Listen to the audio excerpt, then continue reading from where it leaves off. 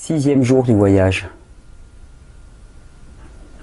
Je sais pour qui il y en a, ça peut paraître anodin. Je pense qu'il y en a pour d'autres pour qui ça représente déjà un sacré beau challenge, une sacrée route, un sacré chemin. Et je tenais vraiment à saluer déjà toutes les personnes qui se sont engagées dans cette merveilleuse aventure, cette terra incognita, cette découverte d'un continent inconnu, d'un continent exploré, d'une dimension inexplorée de la vie.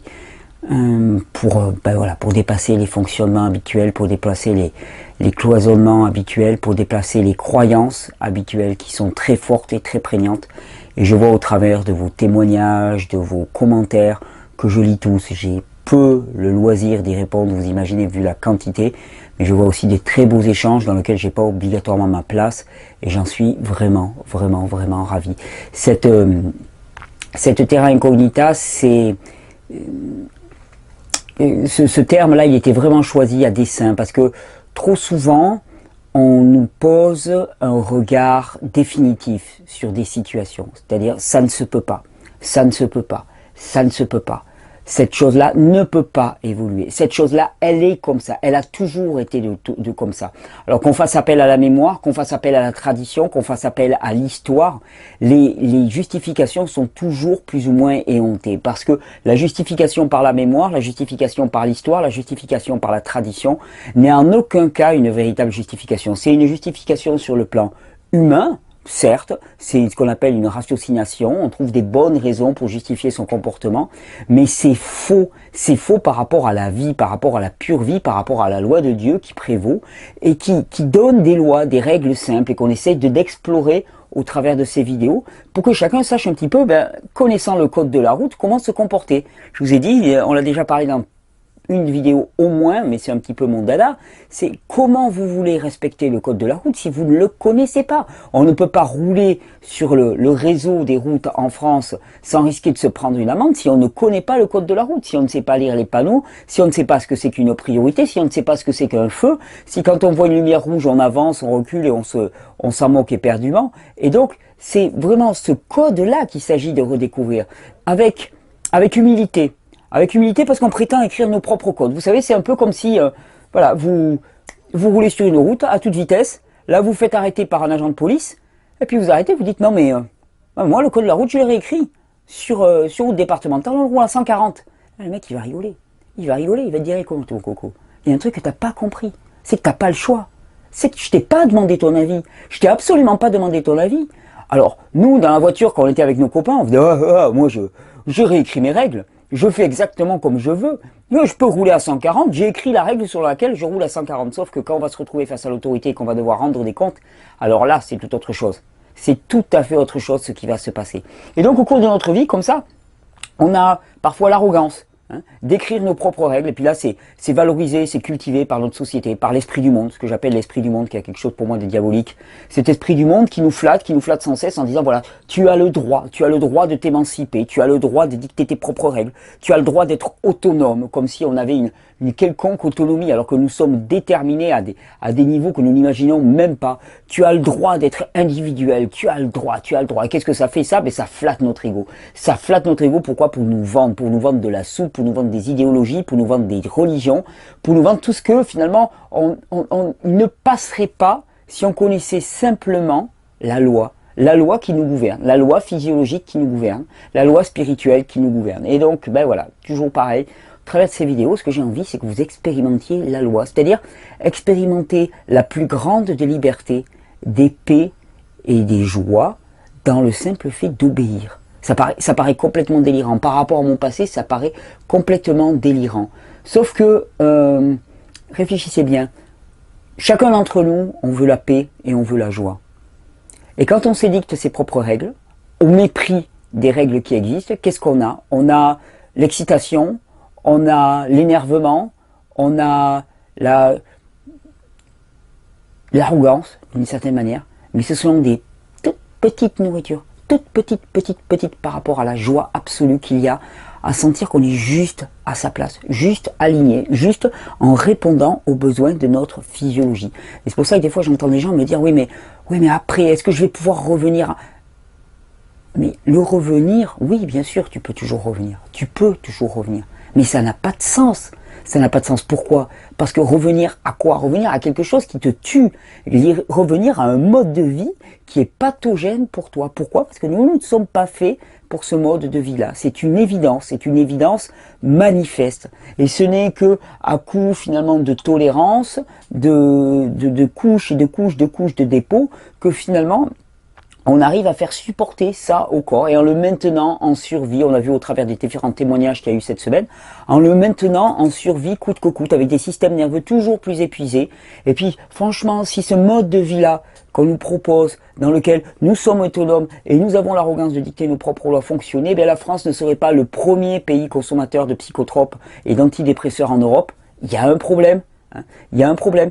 Parce que normalement, eh bien, le système que nous avons adopté devrait nous apporter la joie et la paix. Et s'il ne nous l'apporte pas, on est en droit de le questionner. Actuellement, quand on voit à quel point les hôpitaux sont remplis, quand on voit à quel point les antidouleurs sont remplis, quand on voit à quel point les produits dans les pharmacies sont vendus, tout en parapharmacie, particulièrement, vous allez voir, ça va être un peu le sujet du jour, tous les problèmes liés à la sphère digestive, tous les médicaments pour faire digérer, pour avoir ne pas avoir de flatulence, bien digérer, tout ça, on nous donne tout.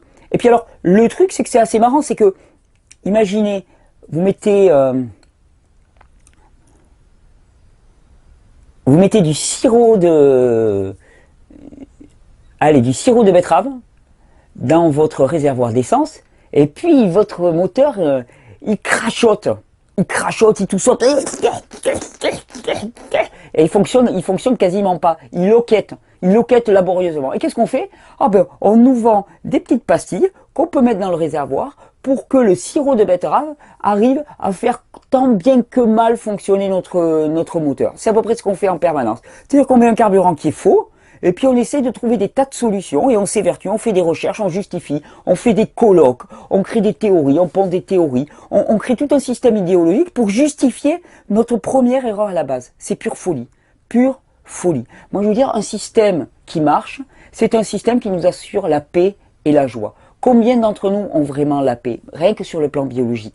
La paix, vraiment, la transparence des organes, la quiétude des organes, l'absence de douleur, mais bien plus que ça encore, l'épanouissement, la joie, la sensation de sentir un corps qui est là au service, qui n'est plus une entrave, qui n'est plus un engossement dans lequel on se retrouverait attrapé le temps d'une vie, mais juste un véhicule dans lequel, waouh, on vit, on s'épanouit. Eh bien ça, hein, même si c'est au prix de mettre un peu le genou à terre et de dire ok, je reconnais les conditions qui me prédéterminent, je reconnais qu'il y a un régime spécifique propre à notre espèce, qui plus est qui passe par les fruits et les légumes, je veux dire, des produits parmi les meilleurs qui soient au monde, quoi. Donc clairement c'est pas un régime à sucer des cailloux, donc ça va, on n'est pas mal tombé, quoi. Et je suis plus heureux d'être frugivore que d'être ruminant dans l'absolu. Et contrairement à ce que certains crudivores voudraient nous faire croire. Et donc bien sûr, on perd une paire de cette arrogance. Mais dans cette allégeance, dans cette soumission aux lois qui nous prédéterminent, il y a la vraie liberté et la joie. Et voilà, au cours de ces semaines, ces 3 semaines, ce que j'ai envie, c'est que vous expérimentiez la liberté et la joie. Alors il y aura des moments de nettoyage, on en a parlé, on va encore en parler. La deuxième semaine, ça sera le grand nettoyage, le grand nettoyage. Je pense qu'en deuxième semaine, ça va travailler un petit peu. Donc ça sera le moment de lancer un petit peu des réflexions sur le grand nettoyage. Mais là, aujourd'hui encore, je voulais vous parler, on avait entamé hier, mais puisqu'on a ces petits rendez-vous quotidiens, c'est chouette, je peux continuer mon monologue tranquille. Je voulais vous parler un petit peu de pathologie. Hop là, attendez, j'en avais tiré quelques-uns que j'avais mis de côté sur la bipolarité, l'autisme, Asperger ou des choses comme ça. Je sais pas si je vais lire un message en particulier parce que il y a des tas de maladies, je l'ai entamé hier, dont on dit qu'elles sont psychosomatiques. Alors c'est toujours fascinant pour moi parce que quand on dit psychosomatique, souvent on s'oppose à mon discours. On me dit ah l'autre il veut tout voir dans le somatique, il veut tout voir dans le corps, il se fout de nous. Et le psychosomatique là-dedans, et le quantique, et le perlimpinpin, hein, et on t'en met des quantiques, en ne sachant même pas ce que ce terme veut dire. Et ce qui m'intéresse toujours là-dedans, c'est que sous couvert de psychosomatisme, qu'est-ce qu'on fait? On fait une éloge du psycho. Toujours pareil, qu'est-ce qu'on met au centre? La boîte à peau surdimensionnée, la boîte à poux hyper dilatée, la boîte à poux gonflée à l'extrême qui ne demande qu'à éclater, on la met au centre. En faisant mine de rien, on dit « Oh, mais moi je réhabilite le corps ». Je réhabilite le corps et l'âme, je les relie dans la psyché. Non, psychosomatique, c'est fallacieux et c'est une tentative détournée de remettre toujours la même chose au centre, le crâne, la boîte crânienne, la boîte à poux au centre de l'histoire. Et c'est pour ça que, moi je dis souvent quand on me parle de psychosomatisme, je dis, mais tu sais c'est marrant ton histoire de psychosomatisme parce que ça veut dire que finalement c'est le mental qui gouverne sur le corps. On dit ouais. Je dis par exemple le mental, l'activité cérébrale qui gouverne les intestins. On dit ouais voilà par exemple c'est un bon exemple. T'as des soucis, l'activité mentale elle bloque les intestins.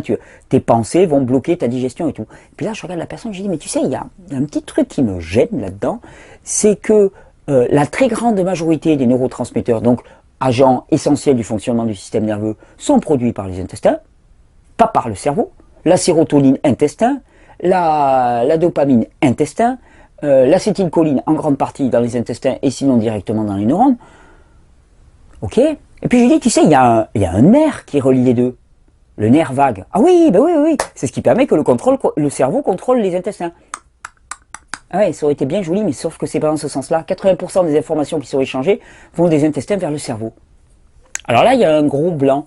Et je lui dis, écoute, moi, ce lien entre les pensées et le corps, je veux bien les penser, mais elles sont somatopsychiques. C'est-à-dire qu'essentiellement, c'est somatopsychique. Alors, le sujet d'aujourd'hui, je voulais vous parler un petit peu des troubles comportementaux, troubles dits psychiques, que j'appelle en grande partie troubles digestifs. C'est-à-dire autant de gens qui ont des troubles digestifs. Alors, la première des choses que je vais vous apporter là-dedans, étudier des personnes qui ont eu, que ce soit votre cas, que ce soit un proche, que ce soit dans l'absolu, des gens qui développaient de l'autisme. Il y a très souvent eu une antibiothérapie lourde juste avant, des troubles digestifs juste avant. Interroger des gens qui ont eu des épisodes dépressifs, problèmes digestifs juste avant. Interroger des gens qui ont des troubles du comportement, bipolarité, troubles digestifs. Toujours, on retrouve à la base troubles digestifs. C'est pas pour rien, c'est parce que l'essentiel des maladies dites psychiques ne sont en fait que des maladies digestives. Alors on va me dire, oui, non mais il y a des traumatismes. Ok, moi ce que je vais te dire par là, c'est que je l'ai vu, je l'ai expérimenté la chose, je l'ai vu chez des amis. Une même blessure, allez, de l'enfance. Si tu as un régime de normaux mangeurs, ça fait ça de douleur. Tu coupes le gluten et les produits laitiers, ça fait ça de douleur. Tu passes au cru, ça fait ça de douleur. Tu te mets à jeûner, ça fait ça de douleur. Pourquoi? Parce que toutes ces informations, toutes ces mémoires, eh bien, elles s'impriment sur un terrain. On avait oublié que la pensée, elle était essentiellement cellulaire. Et qu'un terrain perturbé, ça donne des effets de Larsen, de multiplication, d'amplification outrancière, bien de ce qui est une information qui en elle-même est anodine. Et donc j'ai remarqué, je l'ai vraiment remarqué encore et encore et encore, à quel point finalement tous ces troubles psychiques, ces traumatismes pour lesquels on fait toute une histoire et on va passer son temps à se raconter, à parler de ce qu'on a reçu dans sa petite enfance et à décortiquer et à se masturber la boîte à poux et à se masturber la boîte à poux encore et encore et encore. Tout ça, c'est juste une façon d'éviter de regarder le vrai trouble. Le vrai trouble est intestinal. Alors pourquoi le vrai trouble est intestinal? Je vous ai dit, majorité des neurotransmetteurs produits par les intestins. Deuxièmement, toxicité directe qui émane du côlon, particulièrement du côlon transverse. Donc, hop là. Côlon transverse, c'est celui qui est là. On a l'ascendant, ce côté-ci, transverse. Et hop, attendez, je vous le fais. Hop là. Donc on a côlon ascendant, vous avez les intestins. Vous l'avez le sécom, la valve séco-iliaque, ascendant, transverse, descendant, sigmoïde, et rectum. Et donc on a une grande majorité, hop je relève un petit peu ça, on va faire le cadre, eh bien on a un très très grand lien entre ces intestins, particulièrement le côlon transverse et toute la sphère cérébrale. On le voit parfaitement en iridologie. Toutes les personnes qui ont eu la chance de faire le cours d'iridologie ou qui vont le faire bientôt sur Paris le verront. Et on voit littéralement des petits rayons, qu'on appelle des radii solari, des rayons de toxicité qui vont partir de la zone cérébrale et qui vont venir intoxiquer directement les fonctionnements psychiques de l'individu. Il y a un lien nerveux qui est lié au fait que finalement le cerveau se forme à partir d'un intestin primordial. C'est-à-dire qu'à la base nous sommes des intestins primordiaux et puis ça se différencie, il y a des formes qui s'élaborent, qui se séparent et à partir de là il y a des liens nerveux qui existent entre les différents organes et les différentes parties des intestins concernés, en particulier le côlon. Et donc il y a un lien nerveux qui existe en permanence. Alors, les personnes qui ont des troubles de type autistique, les personnes qui ont des troubles de type bipolarité, les personnes qui ont des troubles de type dépressif chronique, lourd, dites-vous une chose, ça, c'est pas normal. C'est-à-dire qu'on ne peut pas acter qu'une personne est définitivement autiste, bipolaire. C'est pas une normalité humaine. Or, je vous l'ai dit, et cette promesse-là, elle est valable pour tout le monde, je vous l'ai dit, il n'y a pas d'individu qui ne soit un individu sain à la base. Alors, où est le problème? Il n'y a pas la maladie mentale. Parfois, on se retrouve face à certaines affections, puis on se dit, oui, ça peut se guérir, par exemple. Hein, on lui voit une jambe cassée, on se dit, ça va se guérir. Par contre, on voit une personne qui est aliénée, par exemple, qui a des gros troubles de la bipolarité, ou qui a des crises de panique, et alors ça, on dit, ah non, ça non, on joue petit bras, Pourquoi? Parce que c'est le niveau de notre incrédulité. C'est-à-dire qu'on croit, mais on croit ça. On croit pour les petites coupures, les petites blessures. Allez, on croit pour une thyroïde parce qu'on l'a vu à la télé. Mais après, oula, quand on rentre dans le domaine psychique et tout, oulala, c'est autre chose, c'est pas autre chose. Le psychisme, c'est simplement des relations entre les cellules. C'est une trame cellulaire sur laquelle viennent s'imprimer des expériences. Ok, elles viennent s'imprimer ces expériences, mais ces expériences, elles sont totalement conditionnées, déterminées dans leur impression par la trame cellulaire sur laquelle elles vont arriver. Et donc, j'ai remarqué, je ne suis pas le seul, je l'ai vérifié de multiples façons, à quel point, finalement, tous les troubles psychiques étaient avant tout des troubles digestifs. Alors vous allez me dire, mais comment le vérifier? Eh bien, il faut expérimenter. Comment le vérifier? Il faut expérimenter. Alors vous allez me dire, ouais, dans mon entourage, moi j'ai quelqu'un qui est dépressif, qui est ok, changement alimentaire. Changement alimentaire. Ça veut dire quoi, changement alimentaire? Changement alimentaire, ça veut dire aider à revenir au régime physiologique de l'espèce, des fruits et des légumes.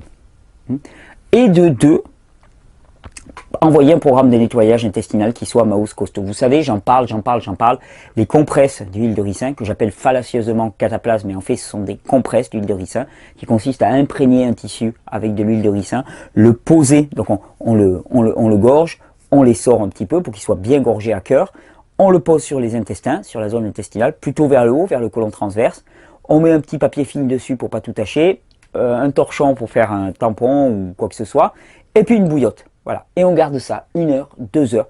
On peut s'emmailloter complètement et le garder toute la nuit. Et qu'est-ce que ça va faire? Ça va augmenter la production de leucocytes, de globules blancs dans cette zone-là, qui vont réaliser le travail qu'on attendait depuis si longtemps, c'est-à-dire un travail de nettoyage. Un travail de nettoyage enfin. C'est pour ça que je suis aussi positif par rapport à cette méthode, c'est qu'elle n'induit pas de grosses réactions de détoxination. Elle vient littéralement nettoyer sur place, sur zone, sur site, ce qui doit être nettoyé. Et c'est pour moi la très très grande force. C'est-à-dire qu'on ne risque pas, comme avec certaines irrigations coloniques sur des terrains trop perturbés, mais d'avoir une perturbation telle que finalement tout le microbiote va être perturbé et que la personne ne va plus savoir, elle va complètement perdre les pédales.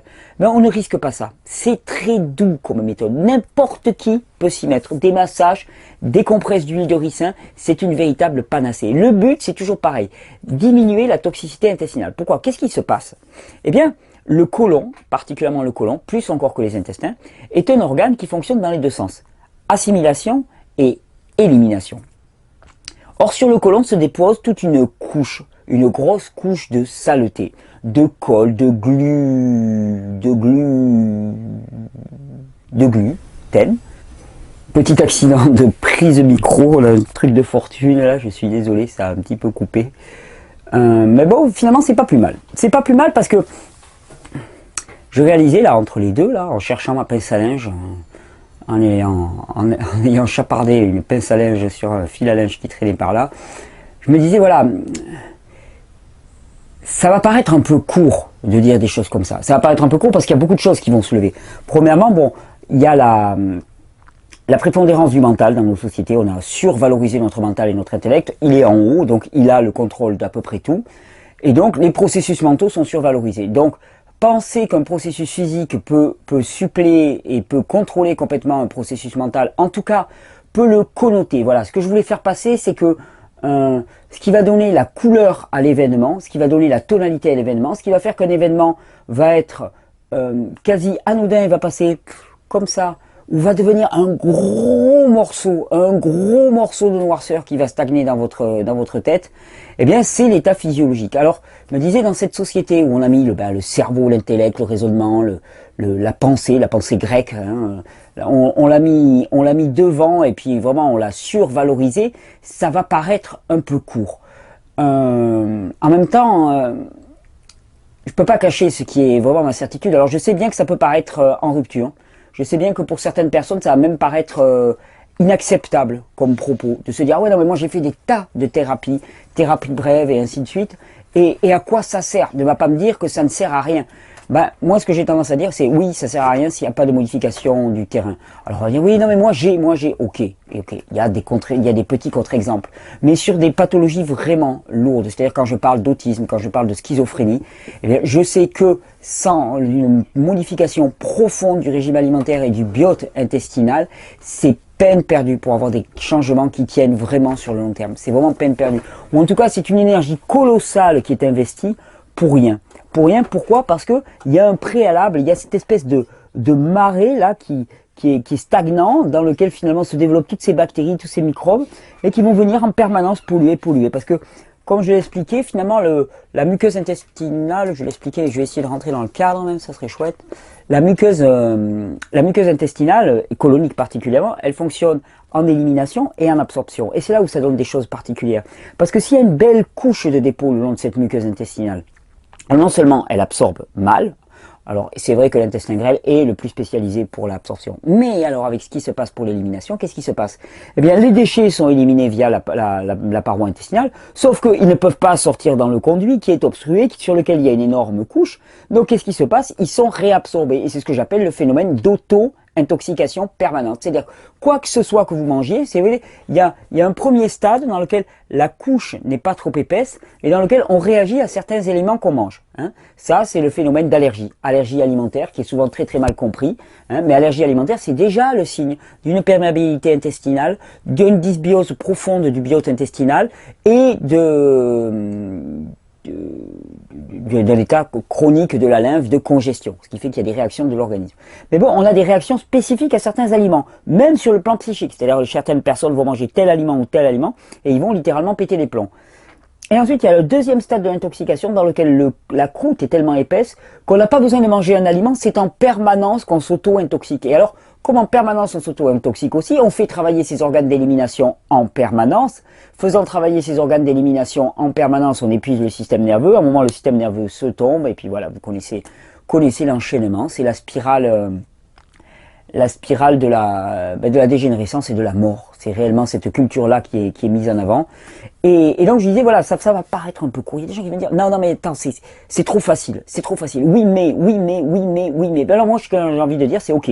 Les oui, mais, c'est encore des stratégies du mental pour éviter de faire des changements. Si vous essayez les changements, quelques semaines à essayer une alimentation physiologique et un gros nettoyage intestinal qui passe par le balai intestinal, qui passe par du psyllium, qui passe par des cataplasmes d'huile de ricin, qui passe par des lavements, qui passe au besoin par des irrigations coloniques.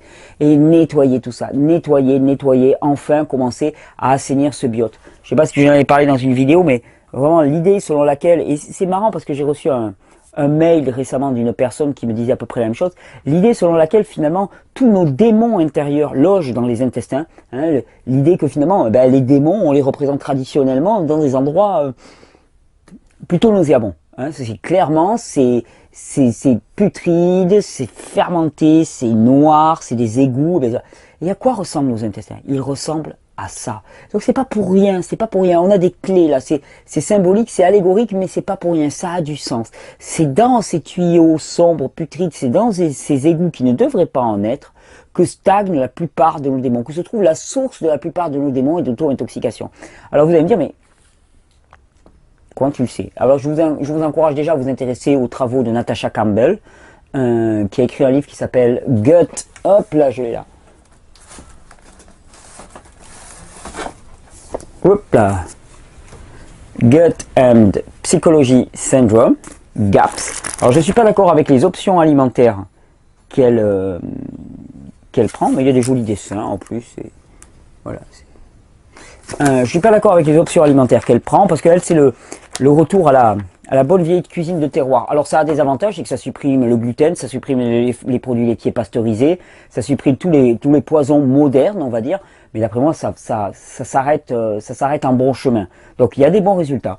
Mais en tout cas, elle montre de manière étayée, corrélée sur pas mal d'expériences cliniques, à quel point le régime alimentaire a une action directe sur le fonctionnement psychique des pathologies lourdes, je vous dis type schizophrénie, autisme, bipolarité, crise de panique, troubles du comportement diverses et variées, agoraphobie et ainsi de suite, dyslexie aussi, dyslexie extrêmement marquée. Et à quel point une modification du régime alimentaire suivie d'une réhabilitation du biote intestinal amène à des résultats assez surprenants, assez impressionnants. Vous savez, la pathologie mentale dans notre société, elle est détestée. Je ne sais pas pourquoi. Je pense que c'est parce qu'on survalorise tellement notre mental que celui qui n'a pas un mental qui paraît complètement dans les clous et dans les normes, eh bien, c'est insupportable. C'est insupportable pour les autres. Ça nous ramène à notre propre faiblesse, à notre propre, à notre propre fragilité. À la limite, la blessure physique, c'est pas grave. On sait qu'un corps, ça se reconstruit. Et puis je vous dis, la blessure mentale, par contre, on considère que c'est foutu. Et le fait de considérer que c'est foutu, donc cette forme de négation de la possibilité d'une guérison, je parle vraiment de guérison, régénération et guérison, cette négation fait que finalement, on cloître ces individus dans des catégories fermées, vraiment fermées et cloisonnées, et dont ils ne peuvent pas sortir. Si je vous dis que tout ça, c'est juste une question alimentaire, je peux vous l'assurer, même si ça vous paraît fou, même si ça vous paraît inacceptable, même s'il y a des oui mais, les oui mais ne résistent pas à l'expérience. Les oui mais ne résistent pas à l'expérience, alors il faudra 2 semaines, 3 semaines, 6 semaines, 6 mois, 1 an, peu importe, ça lâchera. Ça lâchera, pourquoi? Parce qu'une fois que le biote intestinal et l'auto-intoxication cesseront, alors à ce moment-là, effectivement, un travail peut-être psychologique pour éliminer les dernières scories sera bienvenu. À titre d'expérience personnelle, je dirais que ce travail il se fait spontanément, parce qu'on a aussi un émonctoire psychique et qu'on a aussi une homéostasie psychique. Sauf que cette homéostasie psychique, elle s'exprime, elle se met en branle et elle se met en œuvre uniquement si on lui en donne les bonnes conditions. C'est-à-dire qu'il n'y a pas cette auto-intoxication, qu'il n'y a pas ces démons qui alimentent en permanence nos intestins. Ces 3 semaines vers la Noël, j'ai été touché rudement dans ma famille par la maladie mentale, et enfin ce qu'on appelle la maladie mentale, et j'ai énormément de regrets par rapport à ça. Parfois je me dis, mais si j'avais su à l'époque, j'aurais pas agi comme j'agis maintenant. Enfin, j'aurais pas agi comme j'ai agi à l'époque. Et c'est vrai que j'en ai assez de ce carnage. J'en ai vraiment assez de ce carnage. J'en ai assez de ces humiliations répétées. J'en ai assez de voir cette population qui se prétend au comble de l'accomplissement et au comble de la réussite et se gaver d'antidépresseurs. Pourquoi? Parce qu'on n'a jamais aussi mal mangé. On n'a jamais été aussi mal au niveau des intestins. On n'a jamais eu une telle dysbiose. Et en même temps, on n'a jamais eu un tel vide spirituel. Parce que c'est ça mon propos. Pour moi, mon propos, c'est que nous avons du physique, nous avons du spirituel, et que finalement le psycho, eh bien, il se passe à la frontière des deux, et que si le psycho il n'est pas rempli de spirituel, c'est uniquement parce qu'il y a des perturbations, parce qu'il y a des démons physiques qui viennent squatter littéralement cette zone un peu intermédiaire, un peu nébuleuse, et que ça a à être nettoyé. Pourquoi? Eh bien, pour que le spirituel, la place de Dieu, revienne acquis de droit, directement, qu'il prenne sa place, qu'il prenne littéralement sa place en nous, et qu'il agisse sur ce physique, et que ce physique soit à son service. Et donc, voir à quel point finalement ces maladies-là sont rejetées, donc coincés dans une situation de non-guérison, puisque rejetés à l'extérieur, puisque cachés littéralement, puisque soumis à des régimes alimentaires complètement aberrants, surtout que vous allez faire l'expérience, je n'ai pas de plan précis pour cette vidéo, mais c'est aussi très émotionnel pour moi. Demandez à des parents d'autistes, demandez à des parents de schizophrènes, vous allez leur demander quelles sont les caractéristiques de leurs enfants ou de leurs proches. Troubles digestifs, toujours. Il n'y a pas une personne qui n'a pas des troubles digestifs majeurs. Addiction totale pour le gluten, mais de façon quasi obsessionnelle. Vous allez me dire, tout le monde aime le gluten. Non, mais là, c'est de l'obsession. C'est nuit et jour, quasi obsession pour le gluten ou pour les produits vraiment très transformés à base de sucre rapide, ainsi de suite.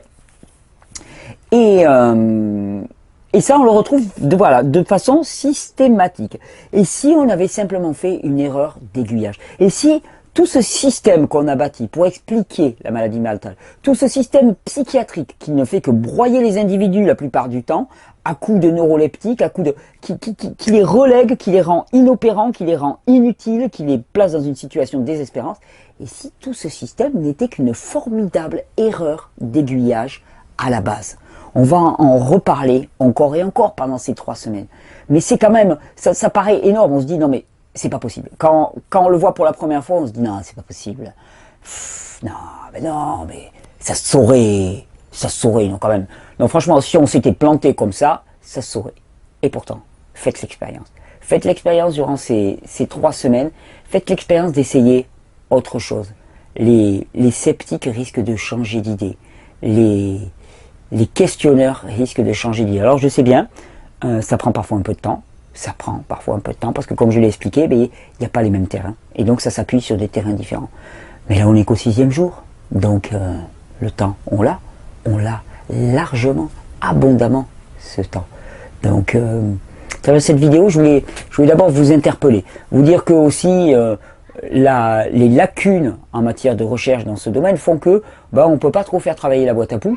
Parce que c'est très récent qu'on ait la connaissance de ce système nerveux entérique et il y a les enfants qui sont déchaînés et pourtant ils n'ont pas mangé de gluten. Qu'on ait la connaissance de ce système nerveux entérique, ça date de 1986, la première fois qu'on en a vraiment parlé légitimé et on en parle de manière plus courante depuis 2000-2002, mais on en parle encore en parlant du second cerveau, parce qu'on a eu beau avoir les faits devant les yeux, on parle toujours de second cerveau. On te dit non mais 80% de la sérotonine est produite par les intestins, la majorité des neurotransmetteurs est produite par les intestins, le nerf vague qui lie le cerveau aux intestins fonctionne majoritairement dans le sens intestin vers cerveau. Ah oui non mais ça reste le deuxième cerveau. Non mais là, pour moi, il y a vraiment de l'idéologie. Quand on parle d'idéologie, là, on est complètement dedans. C'est-à-dire qu'on a tous les faits objectifs, mais on ne veut pas le voir. Pourquoi est-ce qu'on ne veut pas le voir? Parce qu'on a une idée préconçue. L'idée préconçue, c'est que ça, c'est le chef. Ça, c'est pas le chef. Le chef, il est en dessous. Il est en bas, le chef. Il est dans cet environnement-là.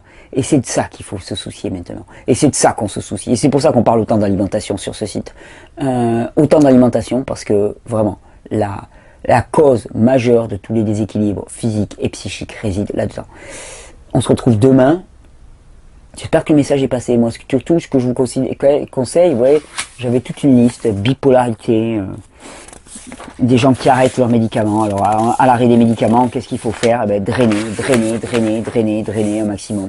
Drainer par les intestins et par les reins et tenir le choc. Peut-être plutôt diminuer je les passe en revue, diminuer les médicaments progressivement.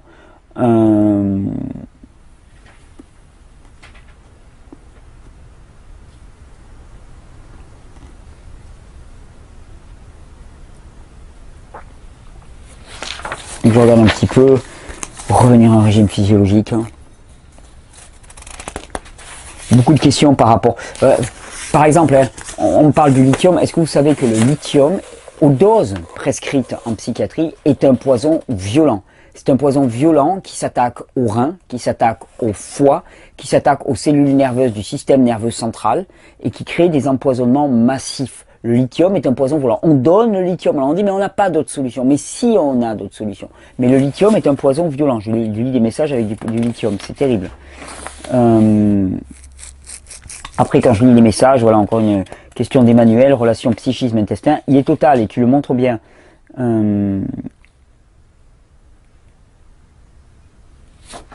Voilà. Donc, ne considérez pas que votre trouble, non seulement il est inguérissable, et deuxièmement, il est particulier. Il n'est pas non guérissable, il n'est pas particulier.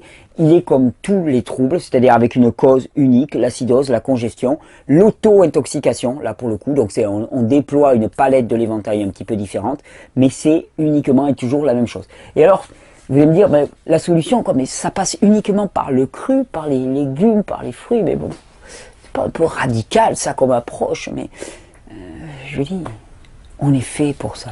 On est fait pour ça. Je peux pas aller vendre aux gens une soupe à moitié chaude, à moitié froide, alors que je sais vraiment qu'il y a un aliment qui est nourricier, qui va leur changer la vie, qui va leur transformer la vie. C'est pas possible. C'est pas possible pour moi. C'est-à-dire que j'en appelle vraiment à chacun de dépasser ses endoctrinements, de dépasser ses conditionnements, de dépasser ses peurs, ses représentations, tout ce que la diététique a enquisté, et la diététique est un outil de propagande majeur, pour justifier encore et encore des choix alimentaires fallacieux. Donc on crée des théories qui justifient nos propres pathologies. Ok, jour 6, on prend ça, et je peux, petit basket, et on balance. Vous vous rendez compte de ce qu'on a balancé cette semaine? On a balancé ça marche pas pour moi. Alors ça marche pas pour moi, on l'a vu. Pas la peine d'en parler, ça marche pas pour moi, ça marche pour tout le monde, ça marche pour tout le monde. Pourquoi? Parce que c'est peut-être inacceptable comme vous, mais parce que c'est la vérité. Parce que c'est la vérité, c'est comme ça que le corps fonctionne et c'est tout. C'est tout. Je veux dire, un mécanicien, il n'a pas 36 façons de décrire le fonctionnement d'un moteur, il le décrit d'une seule façon. Hein, il n'y a pas 36 façons de le décrire. Ben là, c'est pareil, c'est la vérité, donc ça ne peut que marcher. Des fois, le mécano, il faut un peu de temps pour trouver la panne, mais ça ne peut que marcher.